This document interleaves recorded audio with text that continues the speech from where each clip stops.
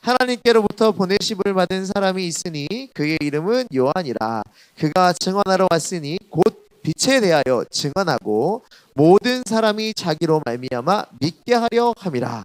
그는 이 빛이 아니요 이 빛에 대하여 증언하러 온 자라. 자, 미안하지만 한 번 더 읽을게요. 이게 중요한 말씀입니다. 한 번 더 읽을게요. 6절부터 시작.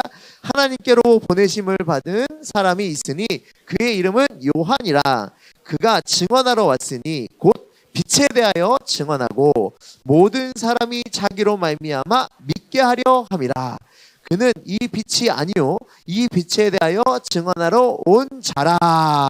자, 오늘 말씀은 여러분들에게 좀 새로운 도전이 됐으면 좋겠습니다. 우리가 2, 3주 동안 했던 말씀을 보면 2주 전에 했던 말씀의 주제는 복이 되라였어요. 복이 되라. 그리고 두 번째 지난주의 말씀은 구출자가 되라 그랬어요. 그리고 오늘 말씀은 증언자가 되랍니다. 오늘까지 요 세 개의 말씀을 크게 묶어보면 내가 이 땅에 살아야 될 존재의 이유가 이 세 개에 담겨 있었어요. 이 땅에 살아있는 존재의 이유, 이 땅에 하나님께서 우리를 창조하신 이유는 복이 되는 것이 하나였고, 두 번째가 구출자가 되는 거였습니다. 이 땅에 진짜 복이 되는 성도의 삶은 무엇이냐? 내가 무엇을 많이 갖고 내가 무엇을 많이 누리고 남들보다 더 많은 것을 소유하고 있고 남들이 하지 못할 수 있는 그 삶을 사는 게 내게 복이 아니라, 나에게 진짜 복은 이 땅에서 복음을 전하는 자의 자리에 있고 죄에 있는 사람들을 구출할 수 있는 자리에 있는 것이 우리에게 진짜 큰 복이다. 내가 하나님과 함께하는 것이 복이기 때문에 누군가가 하나님과 함께하는 복된 자리로 나도 그들을 이끄는 게 나에게 중요한 사명이자 나의 역할이다. 이게 복이 되라와 구출자의 요약이에요. 우리 두 번에 나눴던 말씀이 이거였습니다. 우리의 삶은 이렇게 누군가로 구출하여 하나님 나라의 백성으로 붙여주고 나도 그 붙어있는 복과 내가 나눠야 될 복을 함께 누리는 것이 우리 성도의 삶의 가장 중요한 것이고 나의 이 땅의 삶의 존재 이유다라는 게 2주 동안 배웠던 겁니다. 물론 기억이 나지 않을 거예요. 감사해요. 그래야 내가 한 1년 뒤에 또 할 수 있어요. 자, 여러분 기억 못해서 괜찮은데 요약했습니다. 구출자가 되라. 졸려도 조금만 참아요. 햇빛 받아서 힘들고 추워서 힘들고 추웠다가 따뜻해지니까 힘들고 갑자기 앉아있으니까 힘들고 내가 밥 먹으려니까 힘들고 졸린 거 알겠지만 조금만 참아주면 좋겠습니다. 최대한 내가 여러분에게 임팩트 있게 삼겹살 먹기 전까지 에피타이저가 될 만큼 아주 짭조름하고 새콤한 그 말씀을 전할 테니까 잘 들어주시면 되겠습니다. 알겠죠? 졸려도 조금만 참아요. 이것은 에피타이저다. 이걸 잘 들어야 삼겹살이 넘어간다. 이런 마음으로 말씀을 들으면 되겠습니다. 알겠죠? 눈이 여러분 다 풀려 있어요. 자, 눈을 빡 뜨고 자 말씀을 잘 들으면 되겠습니다. 여러분의 정신은 아직 왕인 박사에 있는 느낌이라서 잠깐만 좀 털어버리고 이제 말씀을 보겠습니다. 오늘 말씀 이제는 복이 되라 하고 구출자라 하고 지나고 그 다음에 내가 이 땅에 존재하는 이유 마지막 과를 배우는 그 내용이 바로 뭐였냐면 증언자가 돼요. 증언자가 되라. 자, 오늘 말씀에 여러분의 참 신기한 게 있어요. 신기한 게 있어요. 6절 다시 이제 말씀 켜주세요. 하나님께로부터 보내심 받은 사람이 있으니 그의 이름은 요한이라. 요한이라는 사람, 여기서 요한은 이 요한복음 요한이 아니고 세례 요한이에요. 세례 요한. 세례 요한은 이보다 큰 자가 없다라고 말할 만큼 이 땅에 난 사람들 중에 큰 자, 여자가 낳은 사람 중에 이보다 큰 사람이 없다라고 할 만큼 아주 대단한 사람이었습니다. 이 세례 요한에 관한 얘기예요. 세례 요한은 하나님으로부터 보냄받은 자인데 이 보냄받은 자였던 세례 요한에게 주어진 역할이 있었습니다. 그 대단한 사람들 중에 여자가 낳은 사람 중에 이보다 큰 자가 없다고 말할 만큼 그 하나님께서 큰 사명을 쥐어주고 태어난 이 세례 요한의 삶의 목적이 무엇이었냐면 그 목적은 7절이에요. 그가 증언하러 왔으니 라고 되어 있어요. 무엇을 증언하느냐? 곧 빛에 대하여 증언하는 일. 이 땅에 보내어진 그 큰 사람이 보내어진 이유는 무엇이었냐면 이 땅에서 빛을 전하는 증언자로 하나님께서 보내셨어요.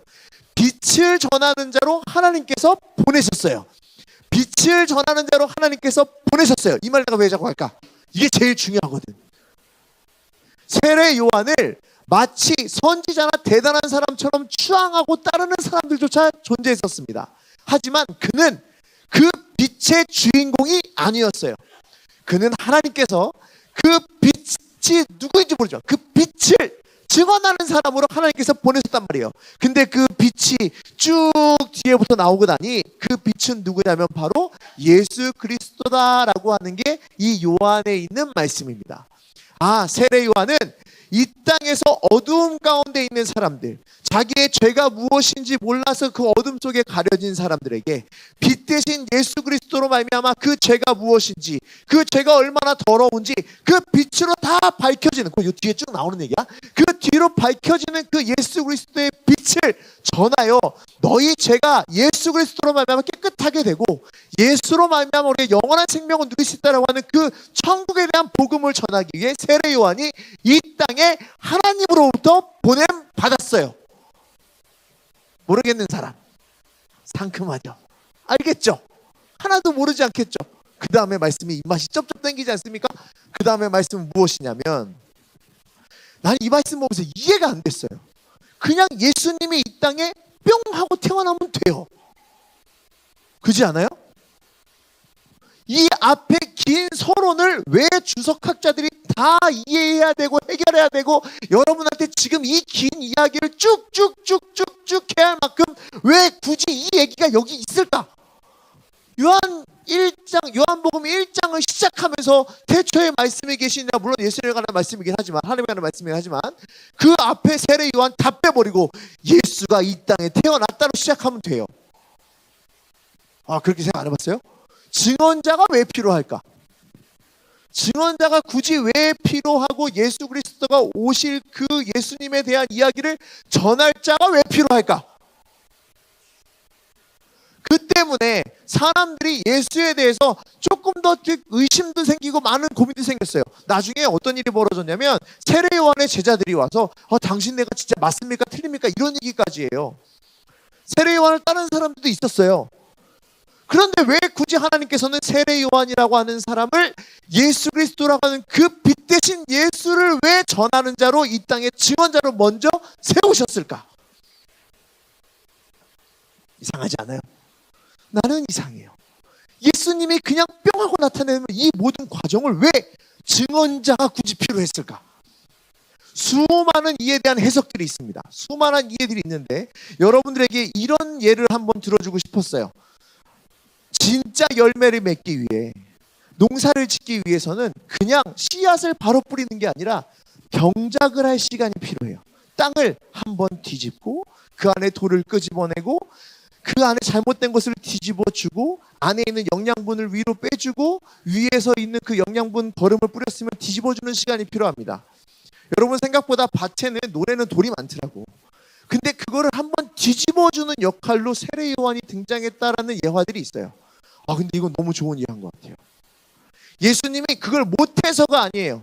예수님은 이 땅에 천국의 누구인지 빛이 어떤 분이신지에 대한 그 씨앗을 딱 심고 열매를 맺어야 되는 그 모든 과정에서 구약으로부터 지내온 수많은 예언들의 이야기가 땅에 쫙 깔려 있어. 땅에 쫙 깔려 있어요. 이 땅은 뭐 때문에 있어요? 구약은 예수 오실 약속이 구약이거든요. 예수님이 오시는 이 약속들이 구약인데 이 구약은 수천 년 동안 예수에 대한 얘기가 수도 없이 증언되고 예언되고 증언되고 수많이 밭에 깔려 있었어요. 그 수많이 깔려있던 그 밭에 있는 수많은 것들을 이제 예수님이 오시기 전에 한번 싹 다 뒤집는 시간이에요. 왜? 예수가 누군지, 빛이 누구이신지 예수 그리스도를 전하는 그 씨앗이 딱 심겨서 열매가 빵 맺을 수 있도록. 그게 세례 요한의 역할. 하나님은 굳이 이렇게 하지 않으셔도 돼요. 이렇게 하지 않으셔도 되거든요. 솔직히 사람 무시해도 돼요. 근데 하나님은 우리를 무시하지 않습니다. 하나님은 하나님의 백성들로 하여금 하나님이 하실 일을 함께 동역하는 자로 그들을 사용하세요. 나는 별것도 아닌데 나를 사용하세요. 세례 요한이 뭐라고 얘기했냐면 내 훗날 오시는 분은, 성령으로 세례를 주는 그 분은 내가 감히 그의 신발끈도 묶지 못할 것이다, 이렇게 얘기해요. 내가 너무도 미천할 것이다, 이런 얘기를 하는 거예요. 그 예수님에 대한 이야기를. 근데 그 큰 일을 하기 위해서 사람들 중에 가장 큰 자로 났던 그 세례 요한은 예수님 앞에 가장 낮은 자가 되어 자기가 예수를 통하여 이 땅에 씨를 뿌리고 열매를 맺은 그 자리를 경작하는 일을 세례 요한 통해서 하나님께서 하셨습니다. 그때 당시에 구약과 신약 사이에는 그 중간기라고 하는 게 있어요. 공백기. 이 공백기가 한 400년 돼. 메시지도 없고 새로운 메시지도 들리지 않는 400년의 시간이 있었어요. 이 수많은 시간 동안에 찾아보니까 이단들이 엄청 많이 나와. 거짓 선지자들이 엄청 나와. 구약 때도 엄청 많았거든요. 엄청 많이 나와. 근데 이 공백기 기간 동안에 자기들만이 메시아라고 자기가 옳은 일이라고 정말 떠들어대는 그 많은 사람들을 이 세례 요한을 통해서 싹 다 정리하시는 거예요. 왜? 구약에는 수많은 약속들에 대한 이야기가 나왔는데 어느 하나 탁 짚고 나와서 이거 내 거야. 구약의 수많은 메시아에 대한 예언들을 갖고 탁 집어놔서 이거 내 거야 하는 사람들이 그때 있었거든. 이걸 세례 요한이 정리하는 거예요. 빛 대신 누군가가 와서, 빛 대신 그분이 와서 이 땅에서 천국을 전하며 너희들에게 그 죄를 드러내고 너희를 살릴 그 빛이 이 땅에 오실 것이다 라고 세례 요한이 싹 다 정리해요. 그러면 사람들이 그럴 수도 있어요. 그가 누군데 할 때 저건 거짓이야 수많은 사람들에게 막 거짓된 이야기도 할 수 있고 막 그런 상황이 있었지만 그냥 뭐 하나로 다 끝내버렸어요. 뭐로 끝내냐면 예수님이 오셨을 때 세례를 줬잖아요. 사람들이 저 세례 요한이 세례를 주고 저 예수라는 분이 정말 큰 자로 이 땅에 빛으로 오셨다는 걸 세례 요한이 모든 거짓 선지자들과 모든 헤매는 사람들 앞에 땅을 뒤집어서 이가 뿌릴 씨다라고 완전히 딱 점을 찍어버린 거예요. 그 역할을 하나님께서 세례 요한에게 주셨어요. 세례 요한은 하나님께서 뿌릴 씨를 위해 준비하게 하신 자, 오실 예수님에 대해 신약을 통해 오실 예수님, 태어나실 그 예수님에 대해 미리 준비하고 전하는 자, 예수님과 함께 있으면서 예수를 전하는 자로 세례 요한을 쓰셨습니다. 하나님은 하나님의 사람을 통해 하나님의 일을 감당케 하시고 그 빛이 누구인지 전하게 하시거든요. 그럼 여기서 끝나면 와 세례 요한 하고 끝나겠죠? 아니요. 성경책은 이렇게 끝나지 않아요. 예수님은 올라가셨죠. 하늘로 올라가시면서 이 땅의 모든 이들을 제자 삼으라고 하셨습니다. 거기에 우리에게 주어진 이 세례 요한과 똑같은 사명이 우리에게 얹어졌으니, 우리에게 주어졌으니 이제는 우리는 세례 요한처럼 뭘 해야 돼요? 수많은 거짓과 수많은 잘못된 이야기들이 가득한 이 땅에서 다시 오실 예수 그리스도를 전하는 게 우리의 사명이에요. 세례 요한과 같이 하나님은 우리를 그렇게 세례 요한처럼 쓰십니다. 나를 드러내며 사는 게 아니라 나를 통하여 다시 오실 예수 그리스도가 증명돼야 돼요. 나를 통하여 다시 오실 예수 그리스도가 보여져야 돼요. 나를 통하여 다시 오실 예수 그리스도가 그 땅에 심겨져서 열매가 맺어질 만큼 내가 이 땅에서 다시 오실 예수를 전하는 자의 삶을 살아야 돼요. 내가 있는 삶이 어떠하든, 내가 삶의 형태와 모습이 어떠하든 내게 주어진 사명은 달라지거나 변하지 않습니다. 세례 요한은 구약으로부터 오실 예수 그리스도에 대한 그 사이에서 본인이 해야 될 부르심받은 자로서의 삶을 살았어요. 하나님은 그렇게 사람을 쓰시고 하나님의 방법으로 예수 그리스도를 전하길 원하셨으니까 하나님의 방법대로 그가 필요했어요. 그리고 지금 우리에게는 세례 요한과 같이 다시 이 땅에 오실, 하늘로 올라가셔 다시 내려오실 그 예수 그리스도를 전하는 게 우리의 사명입니다.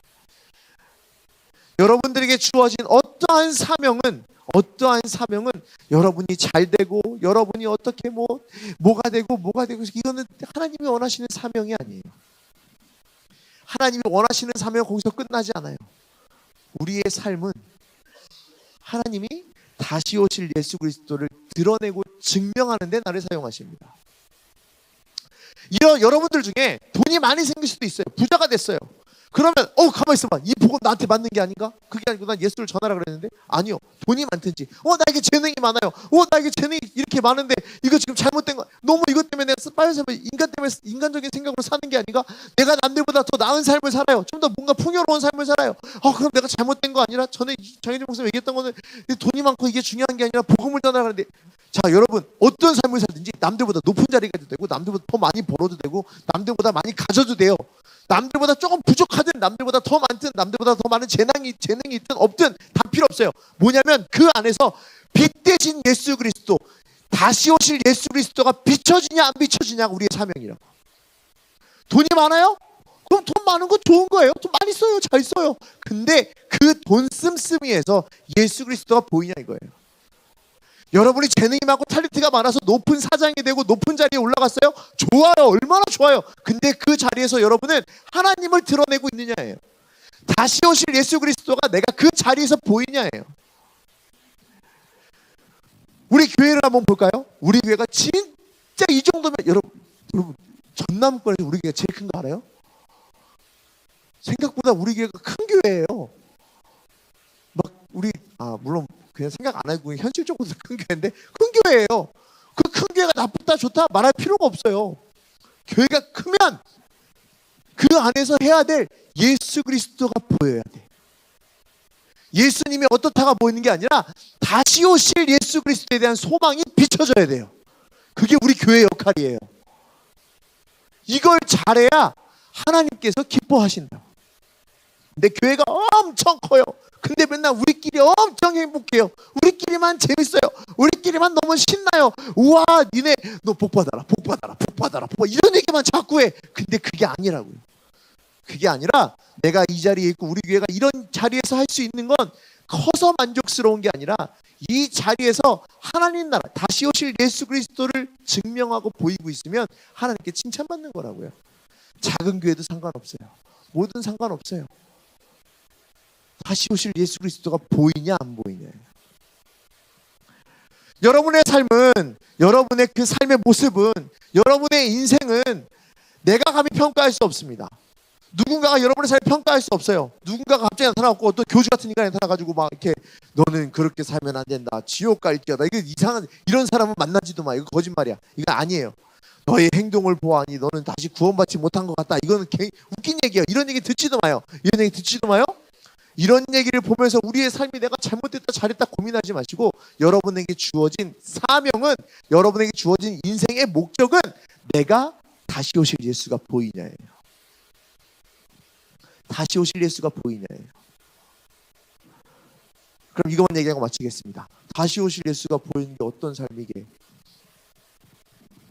하나님은 필요해서 요한을 세웠고 나를 지금 다시 오실 예수 그리스도를 증명하는 자로 나를 세웠대요.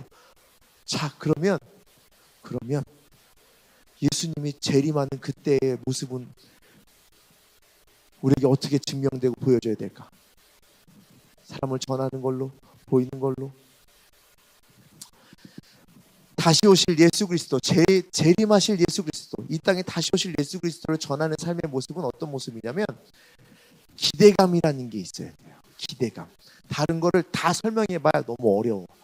이거밖에 없어. 기대감이 있어야 돼. 어디에? 천국에. 예수님이 다시 오실 거에 기대감이 있어야 돼요. 여러분 이 찬양 혹시 기억나요? 그때는 부끄러움 없어야지 우리 서로 사랑해. 알아요?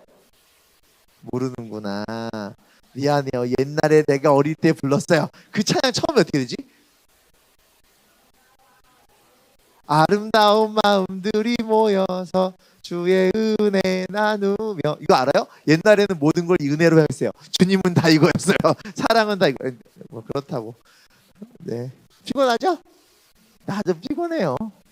자, 그런데 그때에는 부끄러움 없어야지. 자, 이 말 들으면 참 이게 안타까운 게 뭐냐면 예수님 다시 오실 때 과연 우리가 부끄러운 마음이라는 게 생길 수 있을까?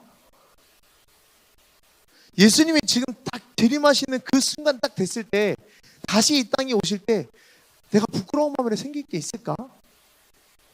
믿는 사람은 마냥 기뻐요. 믿음이 있는 사람은 부끄럽고 두렵고 할 것 없이 그냥 기뻐요. 이게 우리 삶의 모습으로 드러나야 돼요. 예수님이 다시 오십니다. 여러분 지금 이 땅의 전쟁을 보십시오. 기근을 보십시오. 이 땅의 재앙을 보십시오. 예수가 다시 오시는 그 재림의 그때가 다가옵니다. 여러분 회개하라. 물론 이거 회개해야 돼. 회개해야 돼. 회개하지 말라는 얘기야. 회개하라. 무섭지? 그럼 이거 이상한 거야. 회개하라. 그럼 어떻게 해야 돼? 와, 회개 빨리 하고 나는 이게 구원받아야지. 이렇게 기뻐해야 된다고요. 여러분 그 BTS 광화문에서 다시 하겠다고 거기 들어온 돈이 3조래. 3조. 5명이 야 얼마씩이야.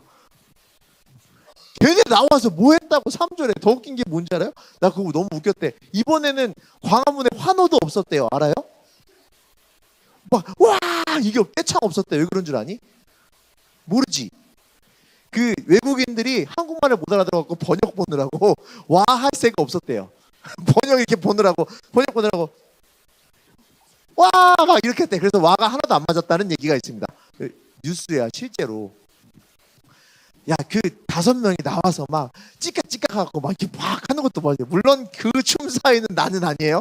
여러분 나 그 사람하고 비교하면 안 돼요. 저 사람은 손만 까딱거려도 멋있지만 난 손만 까딱거려도 이게 약간 좀 탈춤인지 막 그럴 수도 있어요. 자 근데 나는 어쨌든 막 이렇게 해도 별일 없잖아. 너희들 왜 내가 할 때 웃어? 비웃는 건 건강에 해롭다고 원로 목사님이 끊임없이 말했습니다. 자꾸 이렇게 하는데 막 걔네 이렇게만 하면 사람들이 막 그런단 말이에요. 그 5명이 나올 때 어머 나는 저 사람을 환호하는데 부끄러워야지. 이럴 게 어디 있어요. 그냥 좋으면 마냥 좋아서 그냥 내가 모습이 어떻든 우와 막 그러잖아요. 예수님이 오시는 그때의 기쁨이 그것보다 못하면 되겠어요?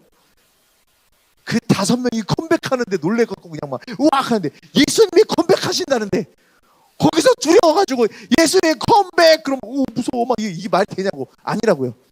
예수님을 재림을 향한 우리 삶의 예수의 재림에 대한 기쁨을 드러내는 건 그 기대감과 그 기쁨이 여러분들 마음속에 있어야 돼요. 그리고 삶으로 드러내야 돼요. 두려움 속에 사는 게 아니라 내가 예수 믿어서 너무 좋아. 다시 오실 그 예수 그리스도를 통해서 내 걸 아끼지 않고 내 걸 내 것으로 소유하지 않고 그 빛을 내 것으로 받아들이지 않고 내가 모든 이에게 그 빛을 나눠줄 수 있는 하나님의 사람으로 사는 게 나에게 너무나 기뻐라고 하는 게 드러나야 돼. 나눌 때도 즐거워야 되고 함께 있어도 즐거워야 되고 만나도 즐거워야 돼요. 여러분 얼굴 표정 속에서 지금 그 기쁨이 보여요. 보여요? 자, 옆에 한번 보여. 내가 잘못 얘기한 거 있니? 왜 이렇게 심각하냐 니네? 내가 뭐 잘못 얘기한 거 있나? 없잖아요. 옆에 사람 얼굴 한번 보세요. 옆에 사람 얼굴 한번 봐봐요. 이 사람 얼굴에서 다시 오실 예수에 대한 그 기대감이 막 비쳐나는지 막.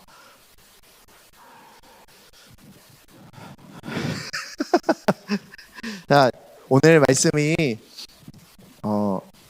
무게를 따지자면 요한복음에 있는 요 말씀은 무게로 따지자면 정말 무거운 얘기예요. 정말 무거운 얘기고 여기서 하나 빛부터 시작해서 하나하나 해석하면 끝도 없이 갈 얘기예요. 근데 결론은 하나야. 너희도 이와 같이 하나님이 보내신 자다. 그 일을 감당해라. 무슨 일을 하든지 어떤 일을 하든지 어떤 상황에 있든지 너희 삶은 그 부르심에 합당해야 될 사람들이고 다시 오실 예수를 기대하는 삶을 살아라.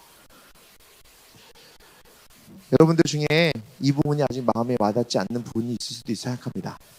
하지만 하나님께 물어보시고 매달려 보시고 함께 하려고 하면 다시 오실 예수에 대한 기쁨이 무엇인지 여러분 마음속에 그 깊이 한 줄기 빛으로 시작해서 여러분의 삶을 비추고 여러분은 그 빛이 온 밖으로 새어나와서 온 세상을 비추는 하나님의 귀하게 쓰임받는 사명자의 삶을 살 줄로 믿습니다. 여러분은 하나님이 그 빛을 비추게끔 하는 그런 하나님의 빛된 사람들입니다. 아시겠죠? 여러분 좀 기대감을 가지시고 소망을 가지시고 여러분 복이 되고 구출자가 되고 증언자가 되는 삶에 기대하시기를 간절히 소망하겠습니다.